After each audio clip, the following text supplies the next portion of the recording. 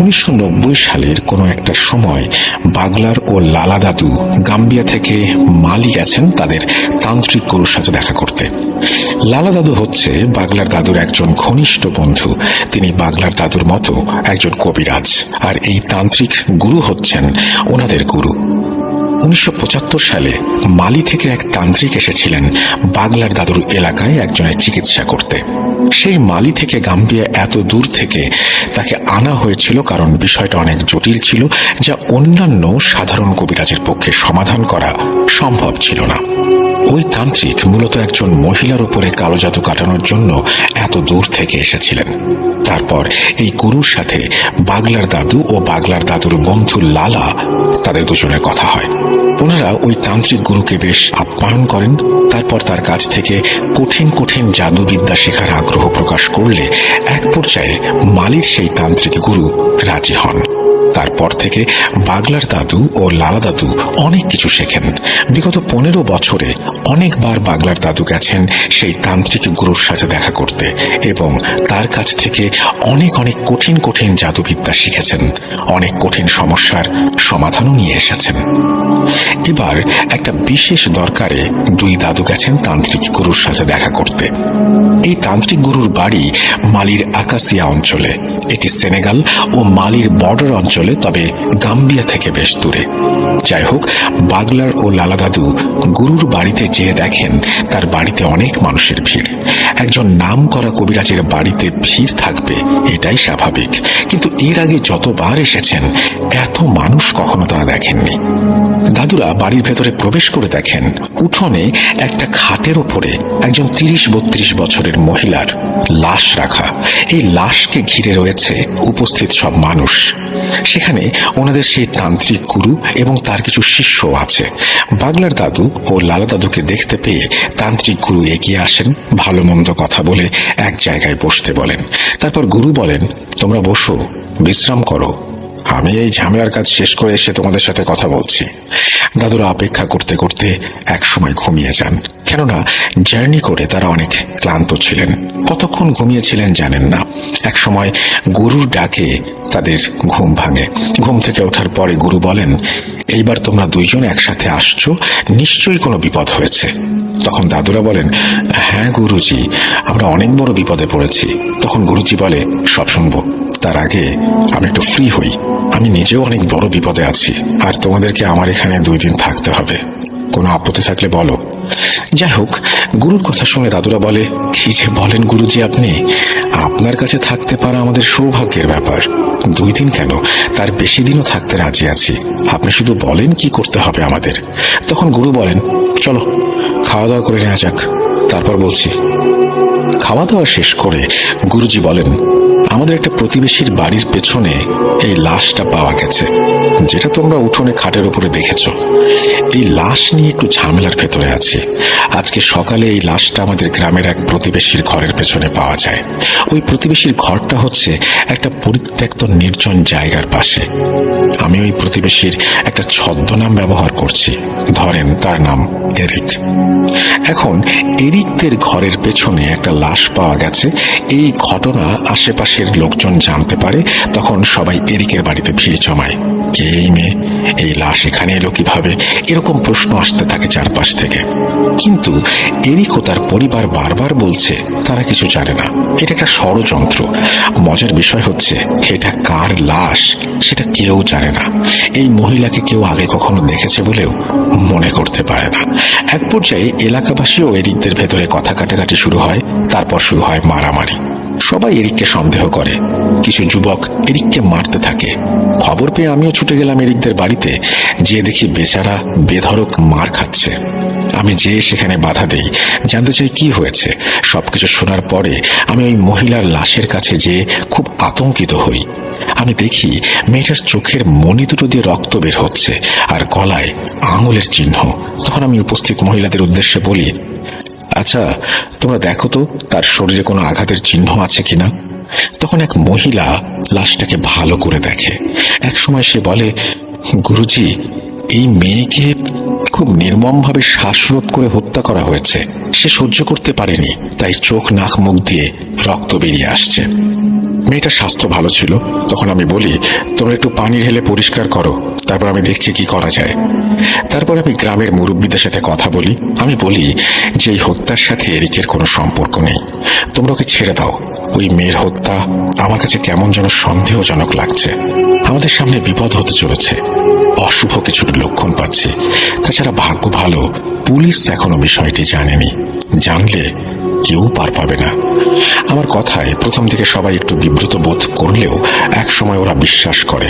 যাই হোক, তারপর গ্রামবাসী জানতে চায় এই হত্যার কারণ কি হতে পারে। আমি বলি, এটা এখন বলা যাচ্ছে না, তবে আমি আজকে রাতে আমার জাদুবিদ্যা প্রয়োগ করে জানার চেষ্টা করব আসলে কি ঘটনা ঘটেছিল। তোমরা যদি আমাকে বিশ্বাস করো তবে এই লাশটা আমার বাড়িতে পৌঁছে দাও। তখন সবাই বলে, গুরুজি, আমরা আপনাকে অবশ্যই বিশ্বাস করি, আর আমাদের বিশ্বাস আপনি পারবেন। তারপর ওরা ধরাধরি করে লাশটা আমার বাড়িতে নিয়ে আসে। এই হচ্ছে আপাতত ঘটনা।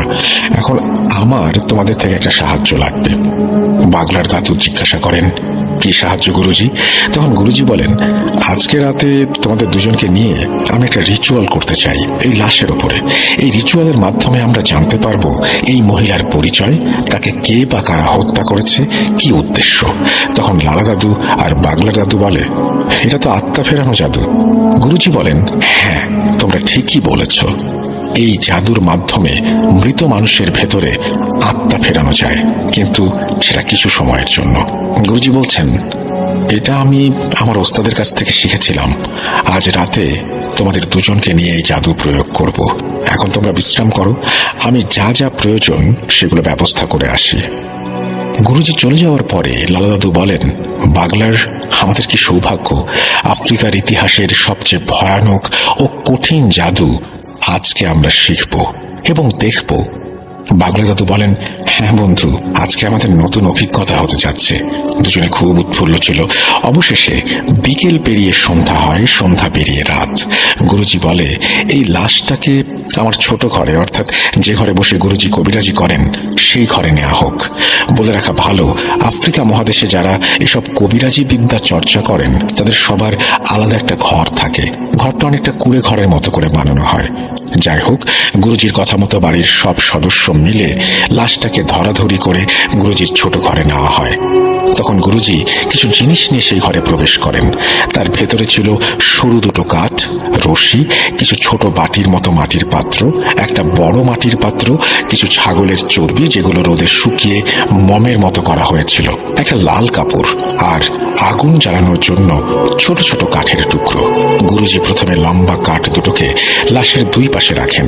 তারপর ডান হাত ও ডান পা একটা কাঠের সাথে বেশ শক্ত করে বেঁধে দেন। বাকি কাঠের সাথে বাম পা ও বাম হাত একইভাবে বেঁধে ফেলেন। এরপর মাটির বাটিগুলোতে একটু তেল ও ছাগলের চর্বি ঢেলে দিয়ে কাপড় মোড়ানো রশির মতো বানানো, অর্থাৎ আলো জ্বালানোর জন্য যে ফিতা বানানো হয় সেরকম করে লাশের চারপাশে গোল করে একটু জায়গা রেখে গণ্ডির মতো করে রাখলেন। একটা গ্যাপ রাখলেন যাতে তিনজনের বসতে অসুবিধা না হয়। এরপরে বড় বাটিতে যেটা ছিল একটা গামলা বা বোলের আকারের, সেই পাত্রে কাঠের টুকরো সাজিয়ে তেল ঢেলে দিলেন। তারপর আস্তে আস্তে সবগুলো বাটি ও ওই পাত্রে আগুন জ্বালিয়ে দিলেন। পুরো ঘর তখন ধোঁয়ায় পরিণত হলো এবং সেই সাথে চর্বি পোড়া গন্ধ। অতিরিক্ত ধোঁয়ার কারণে কেউ ঘরে থাকতে পারলেন না। তখন গুরুজি বললেন, কিছুক্ষণের জন্য ঘর থেকে বের হতে হবে, একটু পরে ধোঁয়া কমে গেলে সাধনা শুরু করব। ওনারা তিনজন ঘর থেকে বের হয়ে ধোঁয়া কমার অপেক্ষা করতে লাগলেন। এর ভেতরে গুরুজি বাগলার দাদু ও লাল দাদুকে মন্ত্র শিখিয়ে দিলেন। কিছুক্ষণ পরে ধোঁয়া কমে গেলে আবার সেই ঘরে তারা প্রবেশ করলেন। এবার গুরুজি লাশের পশ্চিম পাশে বসে পড়লেন, পূর্ব দিকে মুখ করে। লাশ আর গুরুজির মাঝখানে ফাঁকা জায়গায় আগুনের বড় পাত্রটা রাখলেন গুরুজি। তারপর বাগলার দাদুকে বললেন, বাগলার, তুমি লাশের পাশে মাথার কাছে বসে পড়ো আর কাঠ দুটোকে শক্ত করে ধরে রাখবে। লালা, তুমি লাশের পায়ের কাছে বসো। কাঠ দুটোকে শক্ত করে ধরে রেখো, প্রচন্ড শক্তি প্রয়োগ করতে হবে তোমাদের। এই লাশের শরীরে যখন আত্মা ফিরে আসবে তখন সেটা বল প্রয়োগ করে এখান থেকে ছুটে পালাবার চেষ্টা করবে। আমি তন্ত্র বলে ওকে ধরে রাখবো, তবে যদি কোনো ভাবে এখান থেকে ছুটে যেতে সক্ষম হয় তবে আমরা কেউ বাঁচব না। গুরুজির কথা শুনে দাদুর একটু ভয় পেলেও গুরুজির উপরে বিশ্বাস রেখে তারা তাদের জায়গায় বসে পড়ে। তখন গুরুজি বলে, তোমাদের যে মন্ত্র শিখিয়ে দিয়েছি সেটা জোরে জোরে পড়তে থাকো, আর লাশে আত্মা না আসা পর্যন্ত পড়েই যাবে। দাদুরা মন্ত্র পড়তে শুরু করে, ওদিকে গুরুজিও মন্ত্র পড়তে থাকেন। বেশ কিছুক্ষণ পরে হঠাৎ করে ওই ঘরের মধ্যে ভূমিকম্প শুরু হয়। মনে হচ্ছে এক্ষুনি ঘরের সবকিছু ভেঙে মাথার উপরে পড়বে। বাগলার দাদু ও লালা দাদু বেশ ভয় পেয়ে যান। তারা দুজনে অভিজ্ঞ ও বড় কবিরাজ হওয়ার পরেও তাদেরও সাহস এবং ধৈর্য যেন কমে যাচ্ছিল। গুরুজির ওপরে বিশ্বাস রেখে তারা ধীরে ধীরে স্বাভাবিক হন আর চোখ বন্ধ করে মন্ত্র পড়তে থাকেন। হঠাৎ দাদুরা লক্ষ্য করেন লাশের শরীর নড়ে উঠল। লাশ নড়ে ওঠার সাথে সাথে বাগলার দাদু ও লালা দাদু দুজনে কাঠ দুটোকে দুপাশ থেকে শক্ত করে রাখেন। নড়াচড়া ক্রমেই তীব্র থেকে তীব্রতর হচ্ছে। বাগলার দাদু ও লালা দাদু শরীরের সর্বশক্তি দিয়ে কাঠ দুটোকে ধরে রেখেছেন। এমন সময় গুরুজি আগুনের পাত্রটা নিয়ে উঠে দাঁড়ালেন আর উচ্চ স্বরে মন্ত্র পড়তে পড়তে লাশের চারপাশে ঘুরতে থাকলেন। একটা জিনিস খেয়াল করেন, একটা জ্বলন্ত আগুনের পাত্র যেটা দীর্ঘ সময় জ্বলছে সেটা ধরার সাথে সাথে হাত পুড়ে যাবার কথা, কিন্তু মন্ত্র বলে কিছু হয়নি গুরুজির। তা না হলে উনি সেটা কিভাবে ধরেছেন? এটাই হচ্ছে কালো জাদু। গুরুজি আগুনের পাত্রটা নিয়ে ঘুরতে থাকেন আর মন্ত্র পড়তে থাকেন। এদিকে লাশ ছটফট করতে থাকে এবং চারপাশটা মনে হচ্ছে এখনই লণ্ডভণ্ড হয়ে যাবে। এভাবে চলতে থাকে অনেক সময়, কিন্তু গুরুজি, লালা দাদু ও বাগলার দাদু মন্ত্র পড়া বন্ধ করেননি। তারা উচ্চ স্বরে মন্ত্র পড়তে থাকেন। মন্ত্র পড়ার এক পর্যায়ে লাশটার ছটফটানি থেমে যায় এবং লাশটা কথা বলে ওঠে। যখন লাশটা কথা বলে ওঠে তখন গুরুজি দাঁড়িয়ে যান আর তার মন্ত্র পড়া বন্ধ করে দেন। লাশটা বলে ওঠে, কি রে কবিরাজ, আমাকে কেন ডেকেছিস? এটা শোনার পরে গুরুজি বলেন, তোমার পরিচয় দাও। তখন লাশের ভেতরে থাকা আত্মা বলে ওঠে, আমি তোর কথা শুনতে বাধ্য না। চুকসের দাদুর বর্ণনা অনুযায়ী ওটা ওই লাশের আত্মা ছিল। আমরা মুসলিম, আমরা বিশ্বাস করি মৃত মানুষের আত্মা কখনো ফিরে আসে না। হতে পারে সেটা তার কারিন জিন অথবা কোনো পিশাচ বা অন্য কিছু। যাই হোক, প্রথমে ওই আত্মাটি কথা বলতে রাজি হচ্ছিল না। তারপর বিভিন্নভাবে তাকে বিভিন্ন কায়দায় রাজি করানো হয় এবং এক পর্যায়ে গুরুজি সক্ষম হন। গুরুজি একটা ওয়াদা করার পরেই লাশটি কথা বলে ওঠে। গুরুজি কি ওয়াদা করেছিলেন সেই বিষয়ে একটু পরে আসছি। ওই মহিলার আত্মা বলে, আমার নাম নায়রা, ছদ্মনাম। আমার বাড়ি বামাকো, অর্থাৎ মালির রাজধানী। আমি খ্রিস্টান। আমার বিয়ে হয়েছে মাত্র 3 বছর। আমার বাবা মা কেউ জীবিত নেই। আমার ভাই বোন সবার বিয়ে হয়ে গেছে। তারা সবাই আলাদা আলাদা পরিবার নিয়ে থাকে। আমার স্বামী ফ্রেডি, ছদ্মনাম, ছোটখাটো একটা ব্যবসা করে। বেশ সুখে আমাদের দিন কাটতো। সেই সুখ আর সইল না। ফ্রেডি অন্য এক নারীর সাথে সম্পর্ক করে তোলে আর আমাকে অবহেলা অবজ্ঞা করতে শুরু করে। এক পর্যায়ে আমি আমার স্বামীর নামে আমার ভাই বোন ও তার পরিবারের কাছে নালিশ করি। বিষয়টা আমার স্বামী অস্বীকার করে। তারপর তার এমন মিথ্যাচার আমি মেনে নিতে পারি না। আমাদের বাড়িতে আমাদের ভেতরে তুমুল ঝগড়া হয় এবং এক পর্যায়ে আমি তাকে ডিভোর্স দেওয়ার সিদ্ধান্ত নেই আর তাকে জানিয়ে দেই আমি আদালতে দাঁড়াবো তার বিরুদ্ধে। এটা শোনার পরে সে কিছুটা স্বাভাবিক হয়। তারপর তার পরিবার ও আমার পরিবার সবার কাছে সে প্রতিজ্ঞা করে সবকিছু ঠিক হয়ে যাবে। এরপর বেশ কিছুদিন আমার স্বামী আমার সাথে খুব ভালো ব্যবহার করে। তার এমন পরিবর্তন দেখে আমি বেশ খুশি হই। এর প্রায় 1 মাস পরে আমার স্বামী ফ্রেডি আমাকে বলে, তোমাকে নিয়ে অনেক দিন কোথাও ঘুরতে যাওয়া হয় না, চলো কোথাও ঘুরে আসি। আমি খুশি হই। তখন সে বলে আমাদের এই অঞ্চলে যাওয়া উচিত। তারপর সে এই জায়গার কথা বলে। আমিও রাজি হয়ে গেলাম। তারপরে আমার স্বামী আমাকে এই গ্রামে নিয়ে আসে। যেদিন ফ্রেডি আমাকে হত্যা করে সেদিন সন্ধ্যায় ফ্রেডি বলে, তোমাকে একটা জিনিস দেখাবো, চলো যাওয়া যাক। আমিও সরল মনে তার কথায় রাজি হয়ে গেলাম। ফ্রেডি আমাকে হত্যা করার আগে কৌশলে ঘুমের ঔষধ খাওয়ায়। আমার প্রচুর ঘুম পাচ্ছিল, সেটা তাকে বললে সে হোটেলে নেয়ার কথা বলে। কৌশলে এখানে নিয়ে এসে আমাকে গলা টিপে হত্যা করে, তারপর আমার লাশ এখানে ফেলে পালিয়ে যায়, আর এভাবে আমার মৃত্যু হয়। মহিলার আত্মার কাছ থেকে তার হত্যাকাণ্ডের ঘটনা শুনে উপস্থিত আমরা সবাই মর্মাহত হই এবং ফ্রেডির ওপরে আমাদের প্রচুর রাগ হয়। নীরবতা ভেঙে গুরুজি নায়রার আত্মাকে বলে, এখন তুমি বলো আমি তোমার জন্য কি করতে পারি। তখন নায়রার আত্মা বলে, আমার এই নির্মম হত্যার বিচার চাই, আর আমার লাশটা আমার ভাই বোনদের কাছে পাঠিয়ে দিলে আমার আত্মা শান্তি পাবে। গুরুজি একটু চিন্তা ভাবনা করে বলে, তোমার স্বামীকে ঈশ্বর অবশ্যই সাজা দেবেন, আমি তার উপরে মরণ বাণ মারব, তার মতো পাপীর বেঁচে থাকার কোনো অধিকার নেই। কিন্তু তোমার লাশ নিয়ে এখন যদি তোমার বাড়িতে যাই তাহলে আমরা বিপদে পড়ে যাব, আইনি ঝামেলা হবে অনেক। যেহেতু তোমার স্বামী তোমাকে হত্যা করেছে তার কোনো সাক্ষী নেই, আর সেটা প্রমাণ করার জন্য আইনি প্রক্রিয়ার ভেতর দিয়ে যেতে হবে, অনেক ঝামেলা হবে। আমাদের গ্রামে নিরীহ মানুষগুলো বিপদে পড়বে, অনেক ভোগান্তি হবে সবার। তার চেয়ে আমরা সবাই মিলে তোমাকে এখানে তোমার ধর্ম অনুযায়ী দাফন করি। আমি তোমাকে কথা দিচ্ছি, ফ্রেডির ওপরে আমি ভয়ঙ্কর কালো জাদু করব, ওকে ভয়ানক মৃত্যু দেব। নায়রার আত্মা প্রথমে রাজি না হলেও অনেক বোঝানোর পরে অবশেষে রাজি হয়। তখন গুরুজি ফ্রেডির ও নায়রার নাম, ঠিকানা, বাবা মায়ের নাম সবকিছু নায়রার আত্মার কাছ থেকে জেনে নেয়। এরপরে গুরুজি নায়রার আত্মাকে নায়রার শরীর থেকে মুক্ত করে দেন। পরের দিন গুরুজি গ্রামের কিছু মুরব্বীকে ডেকে সবকিছু খুলে বললেন। সবাই সবকিছু শুনে বলে, গুরুজি আপনি যেটা ভালো মনে করেন সেটা করেন, আমাদের সবার মতামত আছে। তারপর নায়রাকে স্থানীয় একটি খ্রিস্টান কবরে দাফন করা হয়।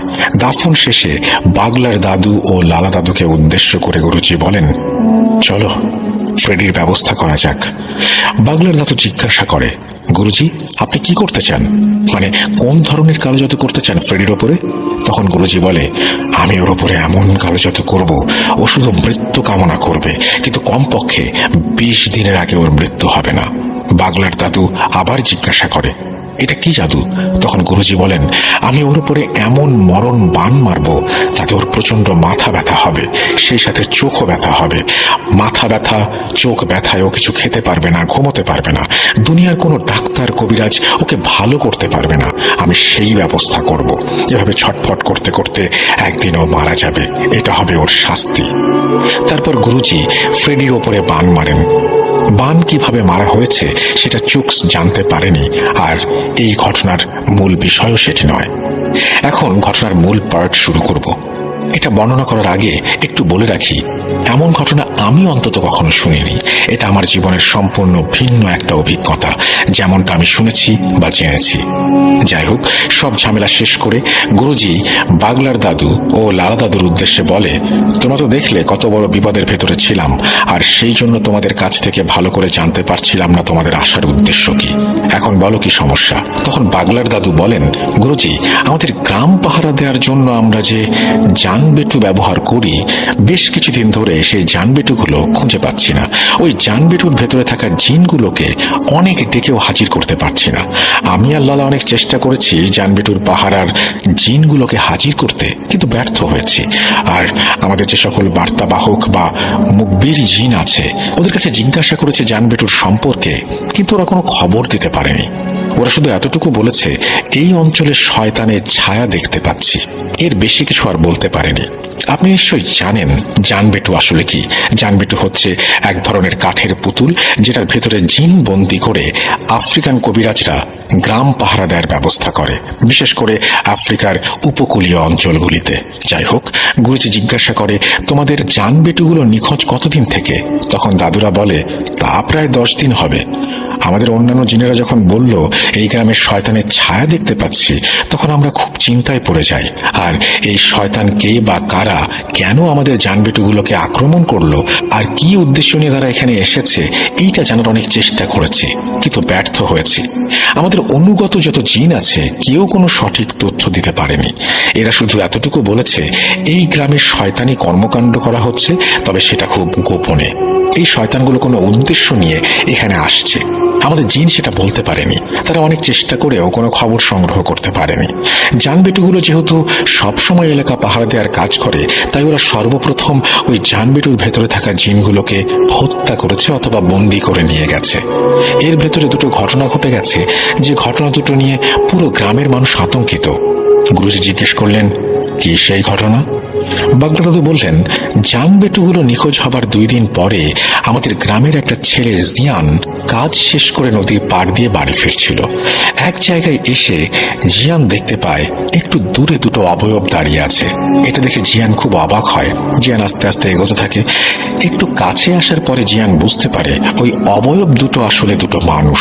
তারা কালো কাপড় পরা আর নদীর ভেতরে ঠিক হাঁটু পানিতে দাঁড়িয়ে আছে। আবছা আলোয় জিয়ান লক্ষ্য করে লোক দুটোর হাত দুটোয় দুটো পাত্র দেখা যাচ্ছে। তারা পাত্র দুটো ধরে ওখানে দাঁড়িয়ে আছে। জিয়ান মনে মনে ভাবে, এই লোক দুটো কে, আর তারা এই হাঁটু পানির মধ্যে দাঁড়িয়ে কি করছে? চোর না তো আবার? জিয়ান বুদ্ধি করে নদীর পাড়ে থাকা একটা গাছের আড়ালে লুকিয়ে পড়ে আর উঁকি মেরে দেখতে থাকে আসল ঘটনা কি ঘটেছে। জিয়ান দেখে লোক দুটো অজানা ভাষায় কিছু পড়ল, তারপর পাত্রের ভেতরে থাকা তরল কোনো একটা জিনিস নদীর পানিতে ঢেলে দিল।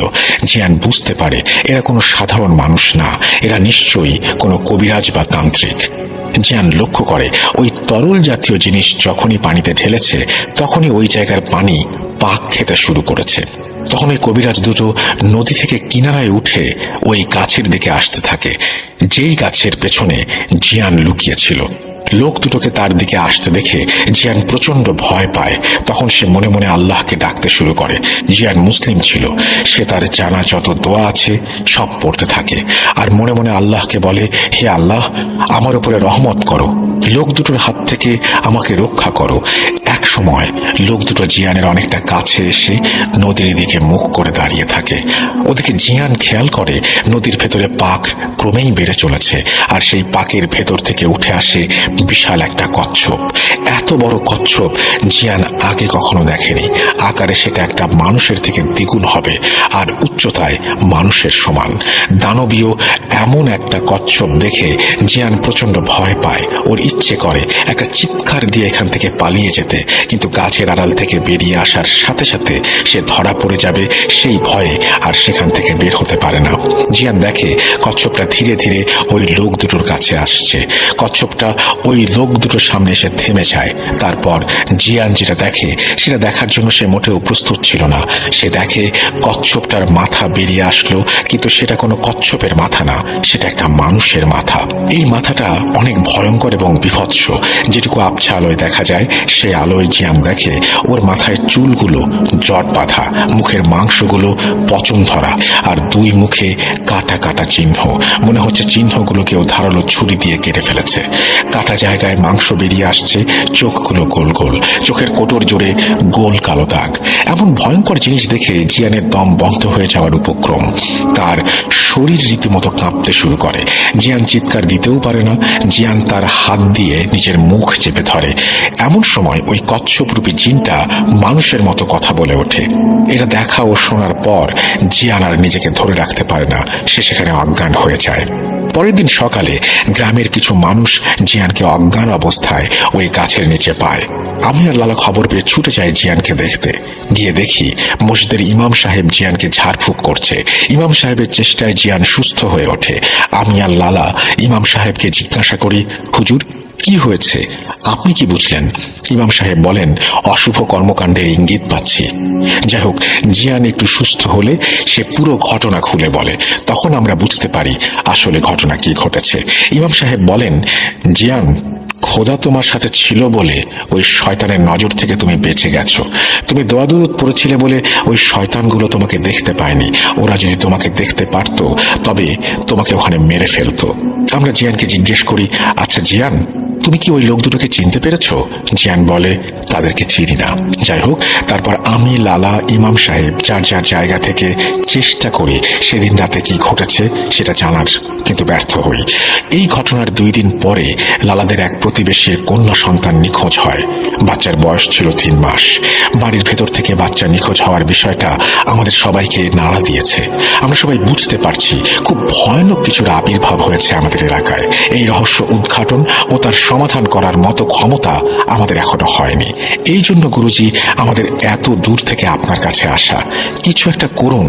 সবকিছু শুনে গুরুজি বলেন, আচ্ছা আমি দেখছি কি করা যায়। আজ গভীর রাতে আমি আমার শক্তিশালী এক জাদুকরী মুখবির জিনকে পাঠাবো তোমাদের এলাকায় তথ্য সংগ্রহ করার জন্য। তখন বাগলার দাদু বলে, গুরুজি আমাদের সকল মুখবির জিন ফেল করেছে, আপনার জিন কি পারবে? তখন গুরুজি মুচকি হেসে বলে, বাগলার ও হচ্ছে সেই জিন যে স্বয়ং শয়তানের করা মায়াজাল কাটাতে সক্ষম। তোমরা চিন্তা করো না, যাও বিশ্রাম করো, আমি আগে দেখি ওখানে কি হচ্ছে। সেদিন রাতেই গুরুজি আসনে বসেন, আমরা দুজন শুয়ে পড়ি। ভোরে গুরুজির ডাকে আমাদের ঘুম ভাঙে। তখন গুরুজি বলে, বাগলার তোমরা তৈরি হয়ে নাও, আমাদের এক্ষুনি বেরোতে হবে। বাগলা দাদু জিজ্ঞাসা করে, গুরুজি আমরা এখন কোথায় যাচ্ছি? গুরুজি বলেন, কোথায় আবার? তোমাদের এলাকায়। শয়তানের সাথে মোকাবেলা করতে হবে না? গুরুজি আমাদের সাথে যাচ্ছেন শুনে আমি আর লালা তো দারুণ খুশি। তখন গুরুজি বলেন, বাগলার এই কবিরাজি জীবনে অনেক কিছু দেখেছি, অনেক কিছু শুনেছি। আমার গুরু যিনি ছিলেন উনি আমাকে সবসময় একটা কথা বলতেন, যদি শয়তানের সাথে লড়াই করতে করতে মৃত্যু হয় তবে সেই মৃত্যুতে ঈশ্বর খুশি হন। শয়তানের কাছে কখনো মাথা নত করবে না। এই বৃদ্ধ বয়সে এসে এমন একটা সুযোগ আমি পেয়ে যাব ভাবতে পারিনি। তোমাদের দুজনকে ধন্যবাদ আমার কাছে আসার জন্য। চলো যাওয়া যাক তোমাদের এলাকায়। তাছাড়া অনেক দিন হলো আমার বোনটাকে দেখি না। সমস্যার সমাধান করব, বোনের সাথেও দেখা করব। মালির গুরুজির একজন বোনের বিয়ে হয়েছে গাম্বিয়াতে, অর্থাৎ 1975 সালে এই গ্রামে এসে, অর্থাৎ বোনের বাড়িতে এসে। তখন বাগলা দাদু ও লালা দাদু জিজ্ঞাসা করে, গুরুজি আমাদের এলাকায় কি হচ্ছে সেটা তো বলবেন। গুরুজি বলে, সব যাত্রাপথে বলবো, দেরি করো না, তৈরি হয়ে নাও এক্ষুনি। তারপর ওনারা 3 জন বালি থেকে চুক্সদের এলাকা গাম্বিয়ার দিকে রওনা দেন। যাত্রাপথে গুরুজি সবকিছু খুলে বলেন 2 দাদুকে। গুরুজি বলেন, তোমরা ঘুমানোর পরে আমার সবচেয়ে শক্তিশালী মুখবির জিনকে তোমাদের এলাকায় পাঠাই।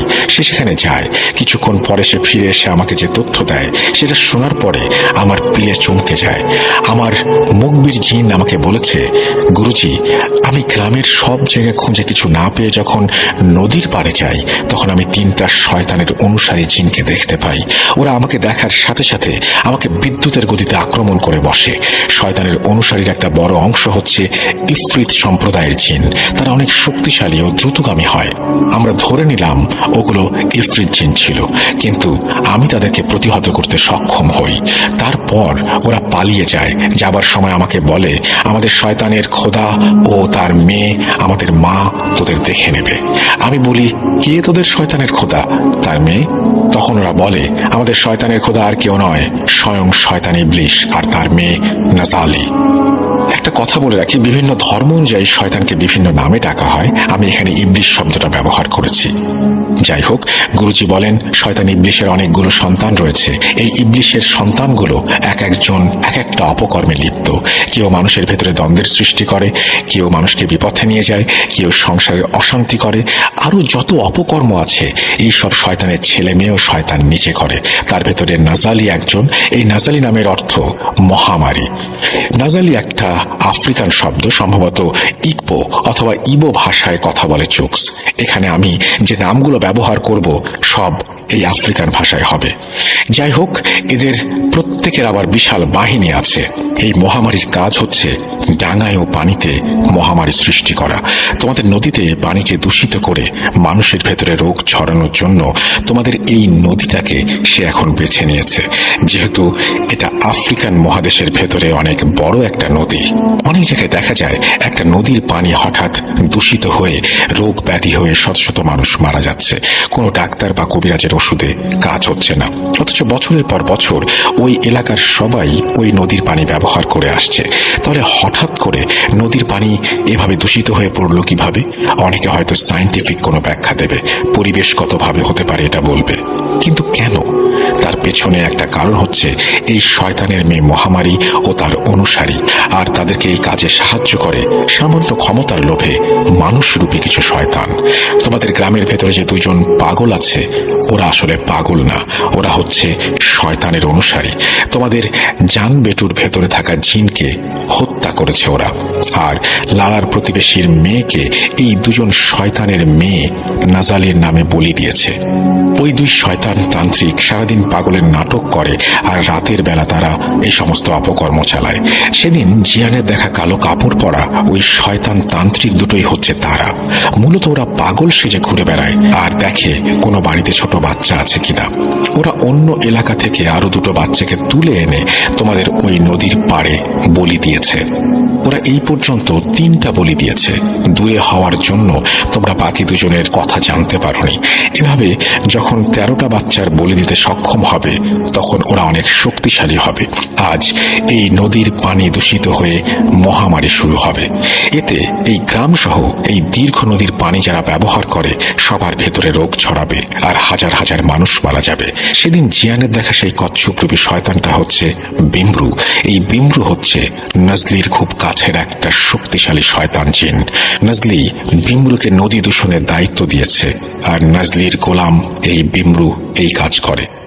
এদিকে ক্ষমতার লোভে বিমরুর হয়ে এই দুজন তান্ত্রিক শয়তানি কর্মকাণ্ডে সাহায্য করছে।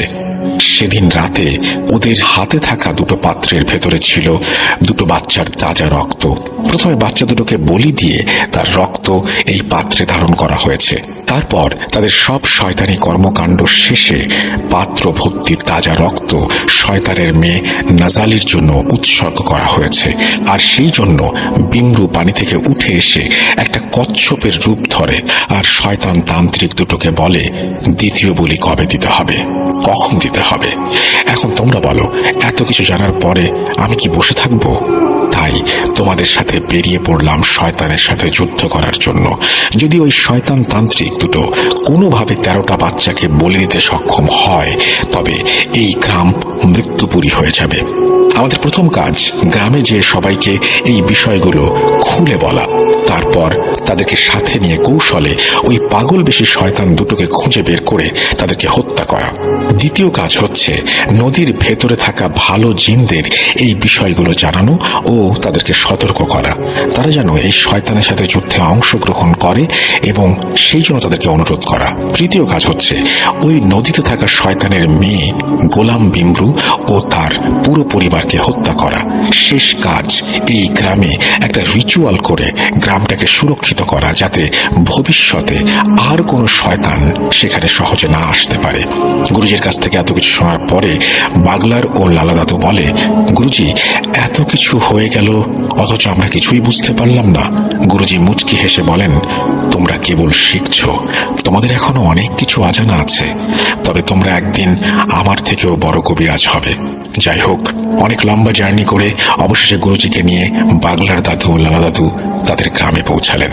সবাই যখন খবর পায় গুরুজি এসেছেন, তখন গ্রামের সবাই ছুটে আসে গুরুজিকে দেখতে, কেননা গুরুজি হচ্ছে এই গ্রামের আত্মীয়। বেশ কয়েকবার এই গ্রামে উনি এসেছেন।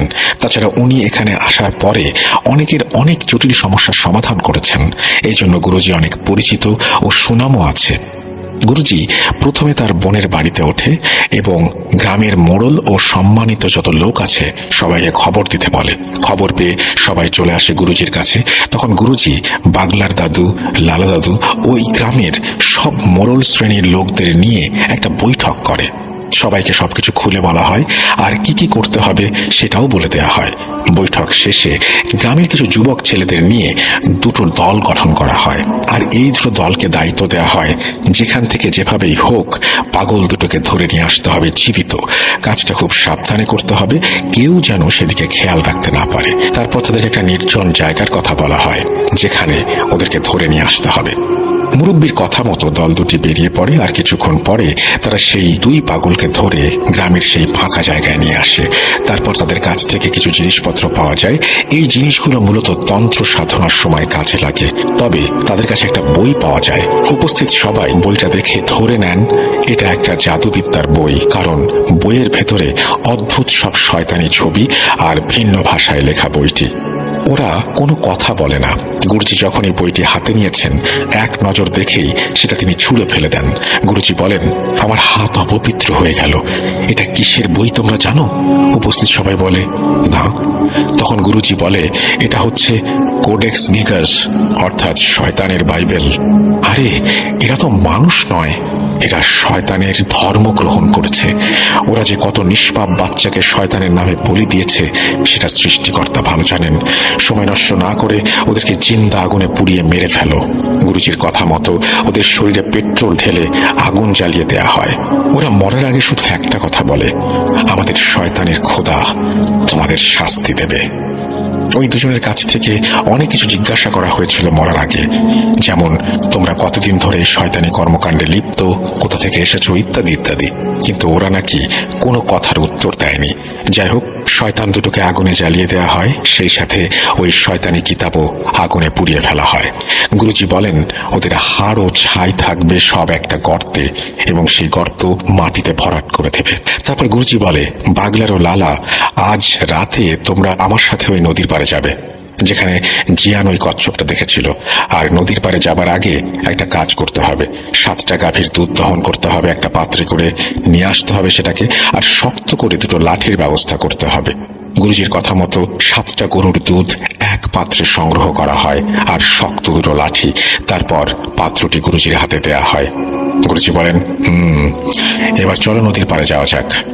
বাগলার দাদু ও লালা দাদুকে সাথে নিয়ে গুরুজি নদীর সেই জায়গায় যান যেখানে সেই শয়তানকে দেখা গিয়েছিল।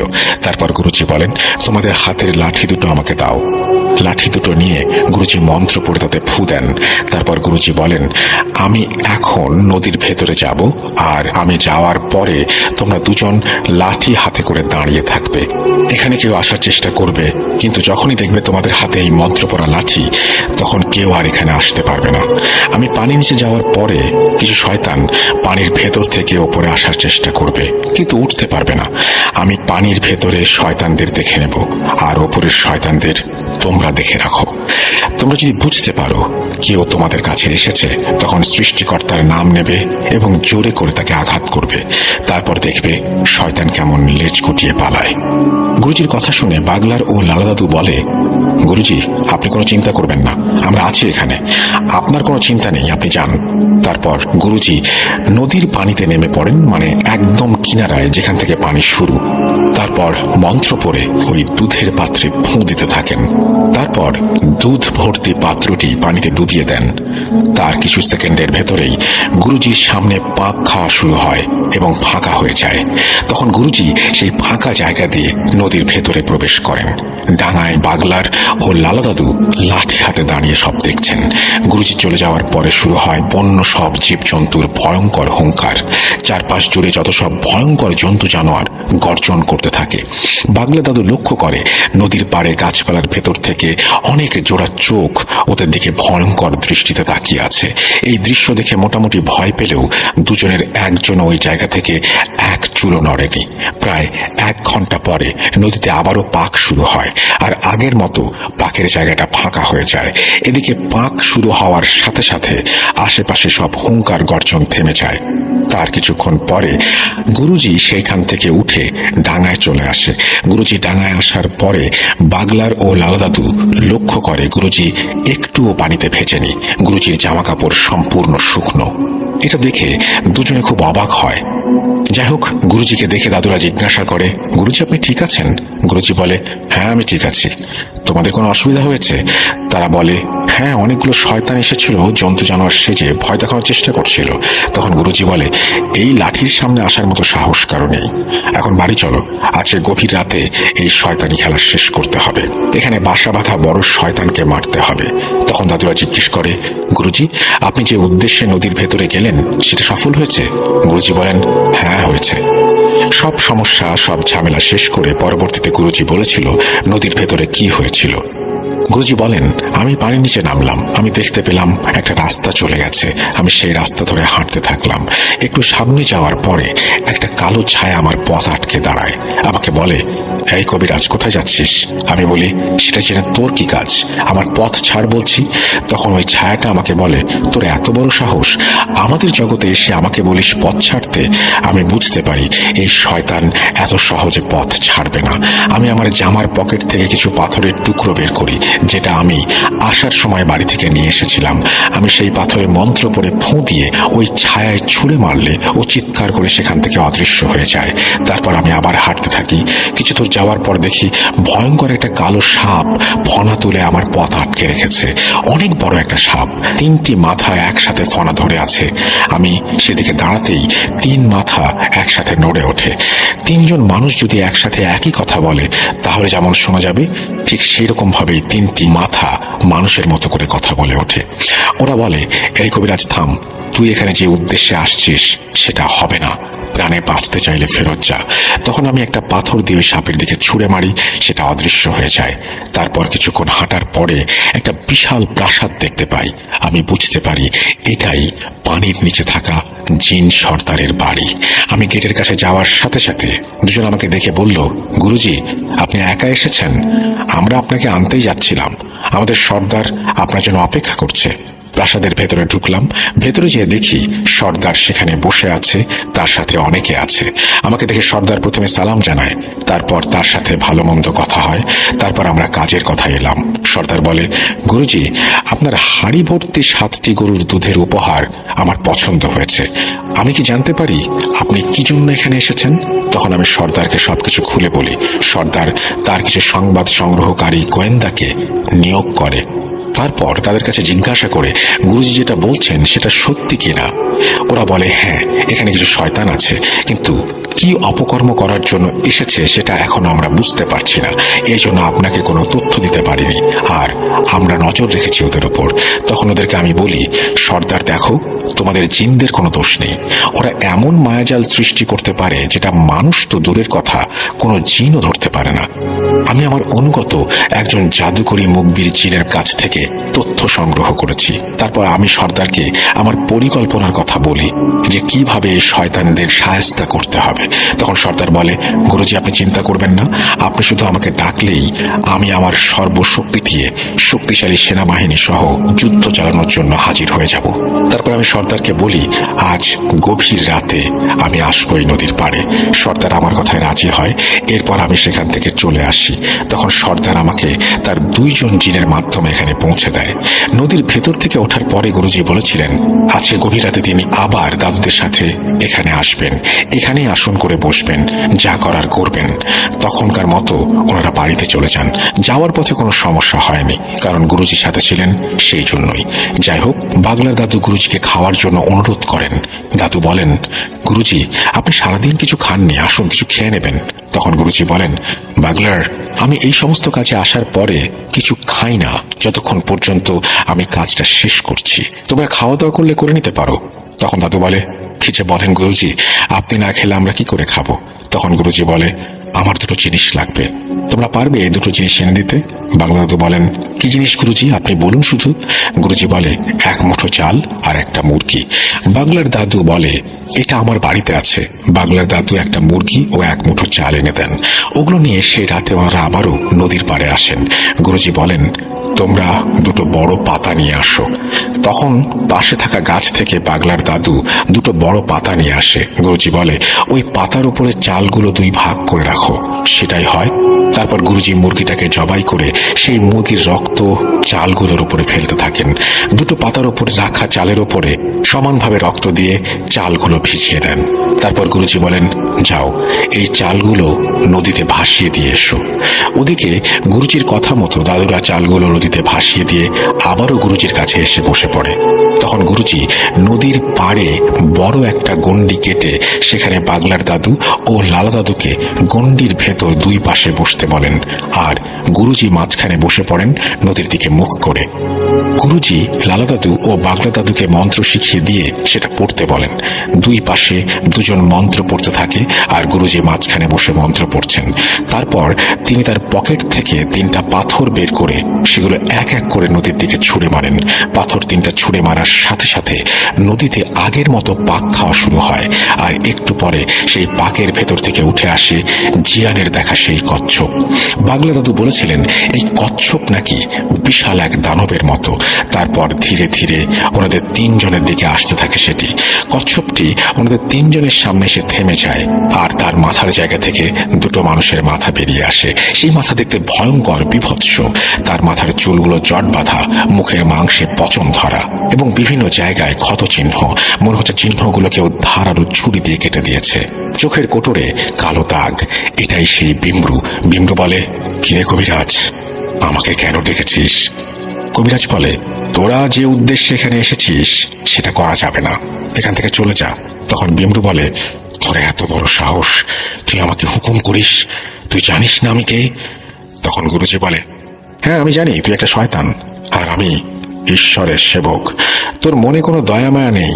আমি দয়ালু, আমি চাইলে তোকে শাস্তি দিতে পারতাম। তোর কথায় নিষ্পাপ 3টা শিশুকে বলি দিতে হয়েছে। সেই অপরাধে তোকে হত্যা করা আমার পাপের কিছু না। তবুও ভালোই ভালোই বলছি, তুই এখান থেকে চলে যা, তা না হলে তোকে হত্যা করতে বাধ্য হব। তখন বিমরু এক পৈশাচিক হাসি হাসতে থাকে। তারপর হাসি থামিয়ে বলে, কবিরাজ, তোর সাহস থাকলে এই গণ্ডির বাইরে এসে কথা বল। তখন গুরুজি হেসে বলে, তোর নাকি অনেক ক্ষমতা, আমার গণ্ডির ভেতরে এসে দেখা। একথা শোনার পরে বিমরুর আগে গড়গড় করতে থাকে। গুরুজি আবারও বলে, শেষবারের মতো তোকে বলছি, এই এলাকা ছেড়ে যাবি কিনা বল। বিমরু বলে, না। তখন গুরুজি বলে, দাগুরা, শয়তানটাকে মেরে ফেল। এই কথা বলার সাথে সাথে পাশের জঙ্গল থেকে এক লাফে কিছু একটা সবার সামনে চলে আসে। বাগলার দাদু দেখে বিশাল একটা সিংহ, যার অর্ধেক মানুষের মতো। অন্ধকারে সেটা হাতির থেকেও বড়। হাত পা সব আছে, শরীর আছে মাথা সিংহের মতো। চোখের সামনে দানবী এক সিংহ দেখে দাদু বেশ ভয় পেয়ে যায়। ততক্ষণে বিমরু তার কচ্ছপের খোলস থেকে হাত পা বের করে মানুষের মতো উঠে দাঁড়ায়। শুরু হয় দুজনের মধ্যে তুমুল যুদ্ধ। এবার গুরুজি ওপরের দিকে চেয়ে মন্ত্র পড়তে থাকে, আর ওর দিকে যুদ্ধ চলছে।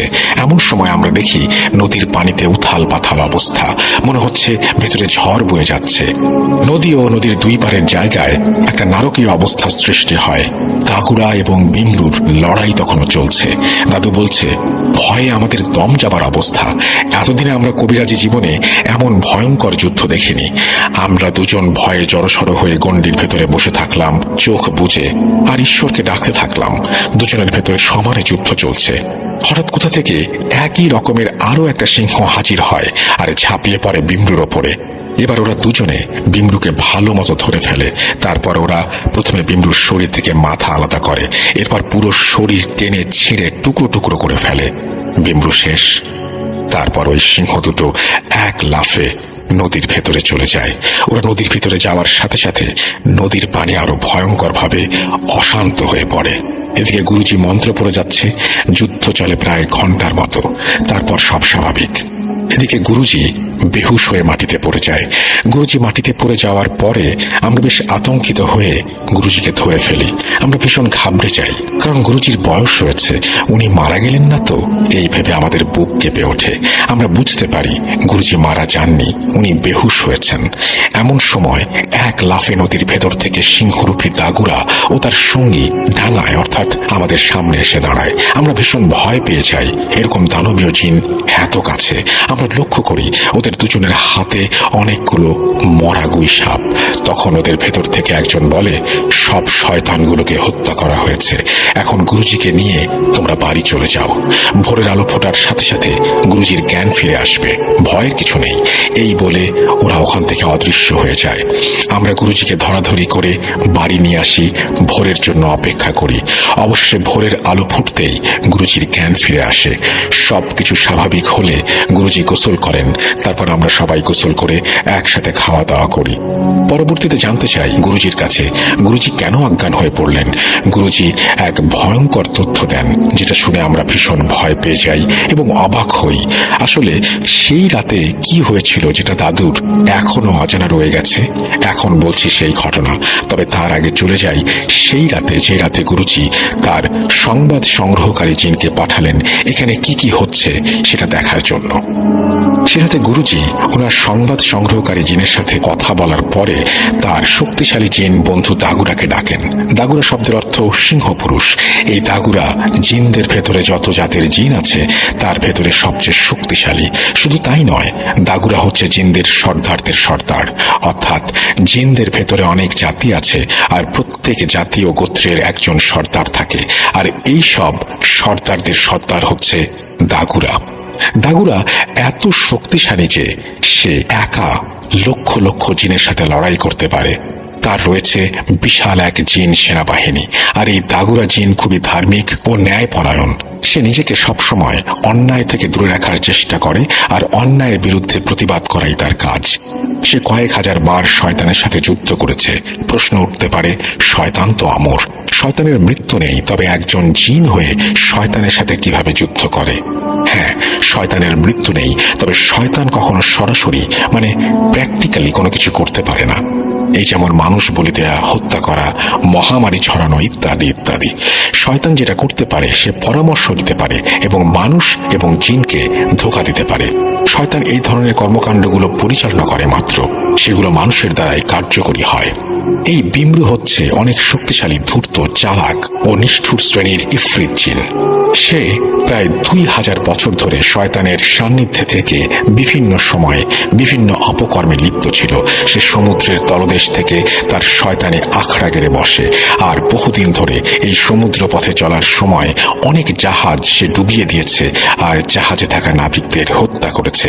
এভাবে সে হাজার হাজার মানুষের প্রাণ নিয়েছে। আপনারা হয়তো দ্য ডেভিল সির নাম শুনেছেন।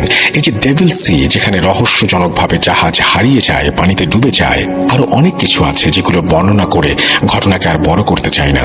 তবে এই বিমরু চরিত্র ও পূর্বের কার্যকলাপের সাথে ডেভিল সির কোনো যোগসূত্র থাকতে পারে। যাই হোক, এই নদীতে আসার আগে শয়তানের মেয়ে নাজালির সাথে তার সাক্ষাৎ হয়। নাজালি তার কাজে সন্তুষ্ট হয়ে তাকে একটা দায়িত্ব দেয়। তখন নাজালি বিমরুকে বলে, যাও, মানুষের ভেতরে মহামারী ছড়িয়ে দাও, হাজার হাজার নিষ্পাপ লোকের প্রাণ নিয়ে নাও। মূলত নাজালি তাকে এখানে পাঠিয়েছে মহামারী ছড়ানোর জন্য। একবার সেই কাজে সফলতা অর্জন করতে পারলে রোগ ব্যাধিতে আক্রান্ত হয়ে হাজার হাজার মানুষের জীবন চলে যাবে। এতে শয়তানের মেয়ে খুশি হয়ে আরো তাকে শক্তিশালী করে দেবে। এই পুরো ব্যাপারগুলো যখন আমি জানতে পারি, তখন আমি এই জিন বন্ধু দাগুরাকে স্মরণ করি, কারণ আমি জানি নির্দিষ্ট প্রক্রিয়া ছাড়া এই জিন কারো ডাকে সাড়া দেয় না। যাই হোক, সেটাতে আমার ডাকে সাড়া দিয়ে দাগুরা হাজির হয়। তারপর আমি তাকে সবকিছু খুলে বলি।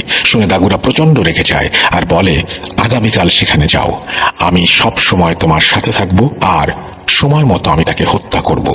তারপর দাগুরা আমাকে সবকিছু বুঝিয়ে দেয় কিভাবে কি করতে হবে। এই সবকিছুর প্ল্যান মাস্টার দাগুরা নিজে। একজনকে সহজে হত্যা করা যায় না, তাকে ভালো হওয়ার সুযোগ দিতে হয়, তার পাপের প্রায়শ্চিত্ত করার সুযোগ দিতে হয়। সেই জন্য দাগুরা আমাকে বলেছিল, তুমি প্রথমে তাকে বলবে সেখান থেকে চলে যেতে। আমি জানি সে যেতে চাইবে না, তারপরও তুমি সেটা বলবে। সে যখন অস্বীকার করবে তখন শুধু আমাকে ডাক দেবে। আমি প্রস্তুত থাকবো বিমরুর সাথে যুদ্ধ করার জন্য। তারপরের ঘটনা তোমরা সবাই দেখেছো, অনেক কিছুই দেখেছো, আবার অনেক কিছু দেখতে পারোনি। বাগলা দাদু জিজ্ঞেস করলো, গুরুজি আমরা কি দেখিনি? তখন গুরুজি বলে, আমরা যখন মুরগিটি জবাই করে রক্তের সাথে চাল মিশিয়ে নদীতে ভাসিয়ে দিলাম, এটা ছিল রিচুয়ালের একটা অংশ। মূলত সেখান থেকেই শুরু হয় যুদ্ধের প্রস্তুতি। ওদিকে পানির সর্দার বুঝতে পারে সময় এসে গেছে যুদ্ধের। সে তার সেনাবাহিনী নিয়ে প্রস্তুত হচ্ছিল। যখন বিমরু আমাদের সামনে আসে, ঠিক তখন দাগুরা তার সেনাবাহিনী নিয়ে আকাশে লুকিয়েছিল। দাগুরা তার সেনাপতিকে দায়িত্ব দিয়ে নিজে জমিনে নেমে আসে বিমরুর সাথে লড়াই করার জন্য। তোমরা কি জানো, যুদ্ধ শুধু ডাঙা এবং পানিতে হয়নি, যুদ্ধ আকাশেও হয়েছে। বিমরুর বিপদ বুঝতে পেরে হাজার হাজার শয়তানের অনুসারীরা এসেছিল বিমরুকে বাঁচানোর জন্য এবং তার হয়ে যুদ্ধ করার জন্য। কিন্তু ততক্ষণে আমি মন্ত্র বলে একটা বলয় সৃষ্টি করি, সেই বলয় ভেদ করে ওই শয়তানগুলো নিচে আসতে পারেনি। আমি এমন কঠিন ও লম্বা লম্বা মন্ত্র পাঠ করেছি যা পাঠ করতে আমার নিঃশ্বাস বন্ধ হয়ে যাচ্ছিল। শয়তানগুলো ওপর থেকে আমার উপরে প্রভাব বিস্তার করার চেষ্টা করছিল, আর যদি একবার আমি ভুল করতাম আর আমার এই বলয় ভেঙে যেত, তবে আমরা সবাই মারা যেতাম। ওই শয়তানগুলো নিচে নেমে আসতে সক্ষম হতো আমার মন্ত্র বলে, এবং দাগুরার সেনাপতি ও তার সৈন্যবাহিনীর আক্রমণের ওপরে শয়তান জিনগুলো ওখানেই মারা যায়। আমি চেয়ে চেয়ে দেখেছি আর মন্ত্র পড়েছি। দাগুরার সেনাপতি যখন দেখে দাগুরা একা পেরে উঠছে না বিমরুর সাথে, তখন সে তার সৈন্যদের ওখানে দায়িত্ব দিয়ে দাগুরার কাছে চলে আসে, আর এই দুজনের শক্তির কাছে বিমরু পরাজিত হয়। বিমরুকে হত্যা করার পরে দাগুরা এবং তার সেনাপতি চলে যায় নদীর ভেতরে বাকি শয়তানগুলোকে হত্যা করার জন্য।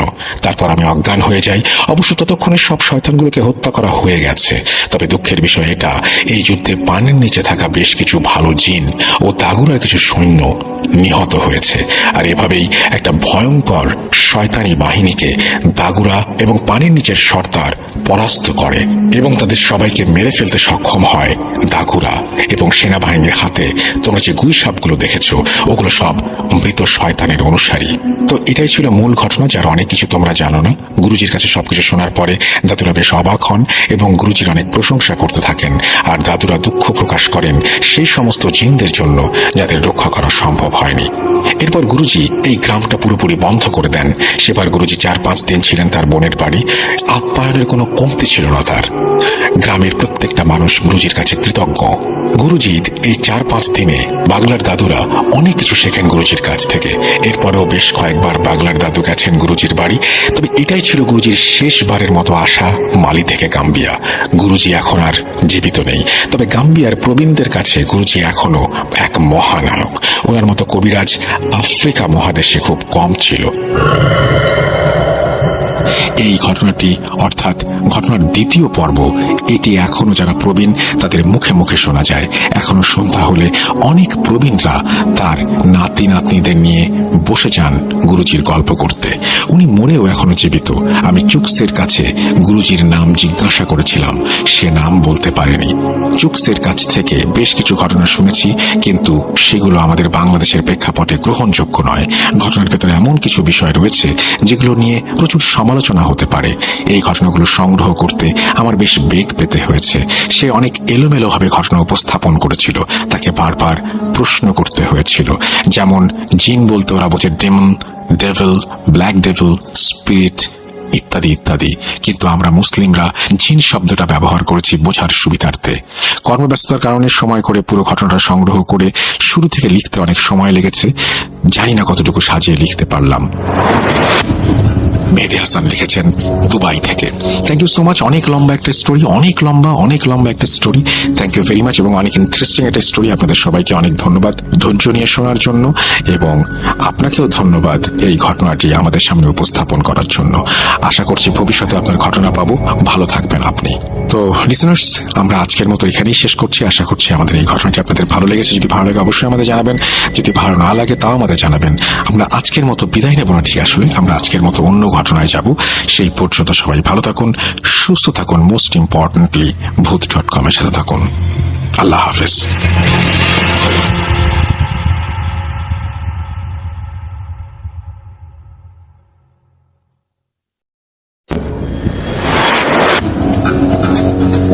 যেভাবে লেখা আছে আমি সেভাবেই পড়ছি। লিখছেন, আমার নাম মীর রাজু। আমি চাই ঘটনাটি পড়ে শোনান। তিনি তার মোবাইল নাম্বারও শেয়ার করেছেন। তারপরে তিনি লিখছেন, প্রিয় রাসেল ভাই, আশা করি আপনি ভালো আছেন, কারণ আপনি ভালোর দলে। আমি মীর রাজু। আমার বাড়ি ফেনী জেলার সোনাগাজী উপজেলায়। ব্যস্ততার কারণে স্টুডিওতে এসে আমার পক্ষে ঘটনা বলা সম্ভব না, তাই পড়ে শোনালে খুশি হব।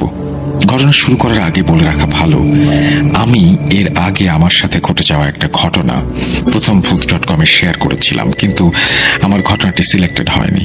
ভেবেছি আর কখনো ঘটনা পাঠাবো না। কিন্তু গত কয়েকদিন আগে আমার এলাকার এক বড় ভাইয়ের কাছ থেকে তার সাথে ঘটে যাওয়া তার জীবনের একটি ভয়ঙ্কর ঘটনা শুনি। ঘটনাটি শ্রোতাদের কাছে কতটা ভয়ঙ্কর হবে জানি না, তবে আমার কাছে বেশ রহস্যময় মনে হয়েছে। তাই অভিমান ভুলে আবারও একবার ঘটনা শেয়ার করতে যাচ্ছি। সরাসরি ঘটনায় চলে যাই। আমার এলাকার ভাইটির নাম রিয়াদ। তিনি পেশায় একজন অ্যাম্বুলেন্স চালক। তিনি দীর্ঘ 5 বছর অ্যাম্বুলেন্স চালান। এ জীবনে তার সাথে ছোট বড় অনেক ভৌতিক ঘটনা ঘটেছে, কিন্তু এই ঘটনাটি বেশ ভয়ের। ঘটনা বোঝার স্বার্থে রিয়াদ ভাইয়ের মতো করে বলছেন রিয়াদ ভাই।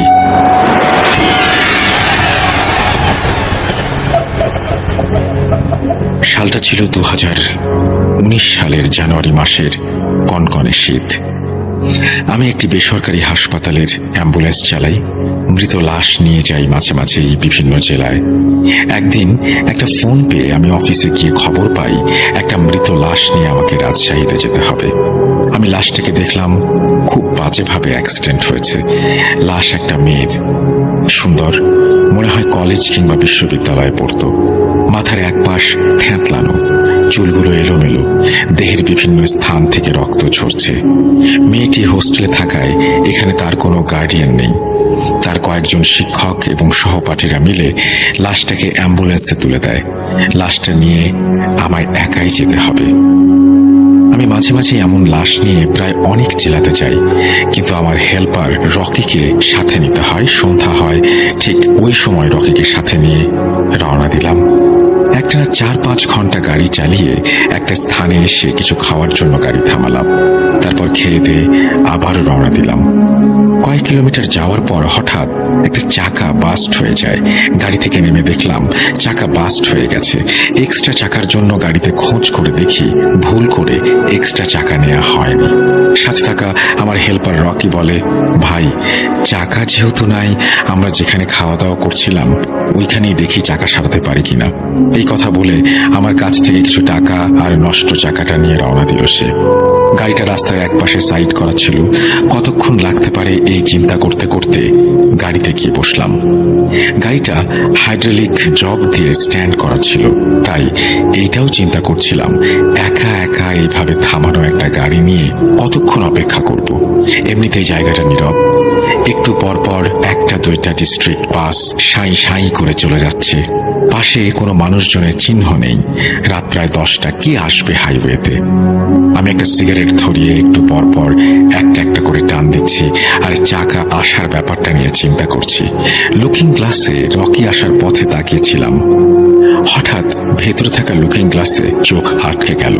চোখটা সরিয়ে পেছনে তাকাতে দেখলাম না, কিছুই না, সব ঠিক আছে। আবার যখন সিগারেটে টান দিয়ে লুকিং গ্লাসের দিকে তাকালাম, তখন ভয়ে স্থির হয়ে গেলাম। আমি দেখলাম মেয়েটার লাশটা উঠে বসে আছে। এবার আমি ঘাড় ঘোরাতে সাহস করলাম না। আমার মনে হচ্ছিল দাঁতে দাঁত লেগে আসবে। হঠাৎ পেছন থেকে মেয়েটা বলে উঠল, ভাইয়া, আমি পানি খাবো, পিপাসায় গলাটা ফেটে যাচ্ছে। আমি অনিচ্ছা সত্ত্বেও পেছনে তাকিয়ে দেখি মেয়েটা সত্যি শোয়া থেকে উঠে বসেছে, আর শরীরের দাগগুলো নেই। থ্যাকলানোর দিকটা বোঝা যাচ্ছে না। মনে হচ্ছে সে অজ্ঞান হয়েছিল, এখনই জ্ঞান ফিরেছে।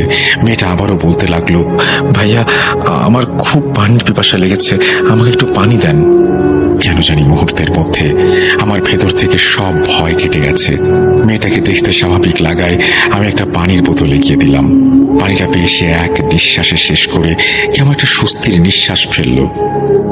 আমি মুহূর্তে ভাবছি, আহা জীবন, কি দারুণ আমাদের চিকিৎসা ব্যবস্থা। একটা অজ্ঞান হওয়া জীবিত মেয়েকে লাশ বানিয়ে অ্যাম্বুলেন্সে উঠিয়ে দিয়েছে। এগুলো ভাবতে না ভাবতেই মেয়েটা আমার দিকে মুখ করে বলতে লাগলো, জানো ভাইয়া, এই পানির জন্য আমার বুকটা ফেটে যাচ্ছিল।